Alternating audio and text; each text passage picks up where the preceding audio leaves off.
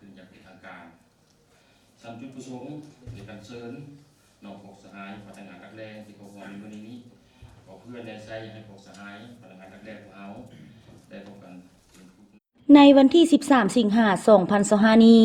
กองบัญชาการปกส.แขวงไชยสมบูรณ์ได้จัดพิธีเผยแพร่เสื่อมซึมเอกสารสำคัญของพรรคและปาฐกถาเหล่ามูลเสื้อวันสำคัญของพรรคของชาติภายใต้การเป็นประธานของสหายพันเอกวิไลแก้ววิไลหงษ์รองเลขาคณะพรรครองหัวหน้ากองบัญชาการปกส.แขวงไชยสมบูรณ์มีคณะพรรคคณะบัญชาบรรดาห้องกองพันป้องกันเคลื่อนที่ค่ายคุมขังดัดสร้างตลอดหอดนายและพลตำรวจเข้าร่วมในพิธีสหายพันโทฟองสมัยซ่อแสงทองคณะภาคกองห้องกองบัญชาการปกส.แขวงได้ยกให้เห็นมูลเสื้อการกำเนิดและเติบใหญ่ขยายตัวของแนวลาวสร้างชาติแต่ละระยะซึ่งแนวลาวสร้างชาติได้เป็นคันทุงเต้าโหมขบวนการต่อสู้ของประชาชนบรรดาเผ่าผู้ทรงคุณวุฒินักฮักชาติฮักเอกราชและอิสรภาพเป็นแกนกลางของแนวโฮมเอกภาพแห่งชาติเต้าโฮมขบวนการต่อสู้กู้ชาติของประชาชนและกำลังที่ฮักชาติต่างๆต่อสู้เพื่อปกปักรักษาเอกราชของชาติเต้าโฮมกำลังฮักความเป็นธรรม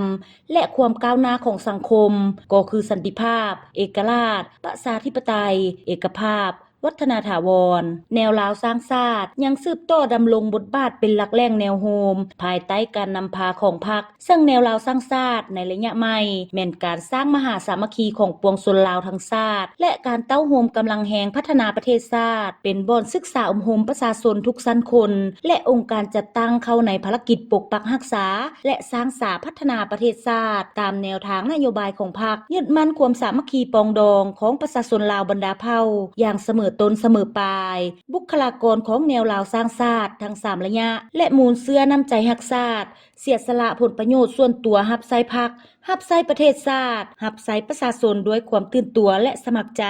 แนวลาวสร้างชาติมีมูลเสื้อเสริมสร้างมิตรภาพมิตรไมตรีกับนานาชาติตามนโยบายของพรรคแต่ละสมัยเพื่อเสริมขยายมูลเสื้อของแนวลาวสร้างชาติเข้าในภารกิจปกปักรักษา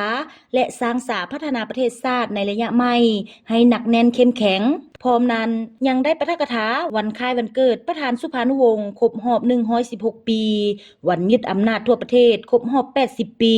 วันประกาศเอกราชครบรอบ80ปีและวันเซ็นสนธิสัญญามิตรภาพการร่วมมือและวันสร้างตั้งสายพัวพันธ์การทูตลาวเวียดนามตอนท้ายของพิธีสหายพันเอกวิไลแก้ววิไลหงษ์รองเลขาคณะพรรครองหัวหน้ากองบัญชาการปกส.แขวงไชยสมบูรณ์ได้เผยแพร่มติกองประชุมคบคณะบริหารงานศูนย์กลางภาคครั้งที่10สมัยที่11และมติกองประชุมคบคณะบริหารงานภาคแขวงไชยสมบูรณ์ครั้งที่20สมัยที่1สหายประธานยังได้ยกให้เห็นการตีราคาสูงต่อผลสำเร็จและการแก้ไขข้อคงค้างในการนำภาษีนำของคณะบริหารงานศูนย์กลางภาคในระยะผ่านมาเป็นต้นการพัฒนาเศรษฐกิจสังคมการคุ้มครองรายรับรายจ่ายการสุขยุส่งเสริมแก้ไขการเป็นอยู่การดึงดูดการลงทุนและการพัฒนาพื้นฐานโครงสร้างด้านต่างๆเว้ารวม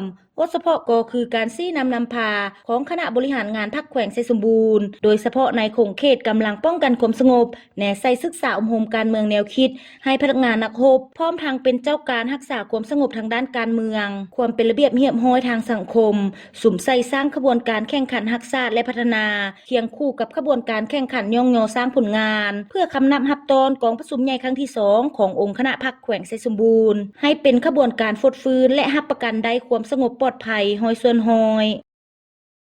ระบบมันหลายที่สุดเนาะตอนมันจะทอดออกมาเท่าไหร่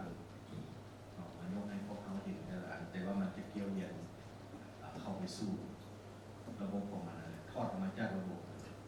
ไม่ได้วันค่ายวันเกิดประธานสุพรรณวงศ์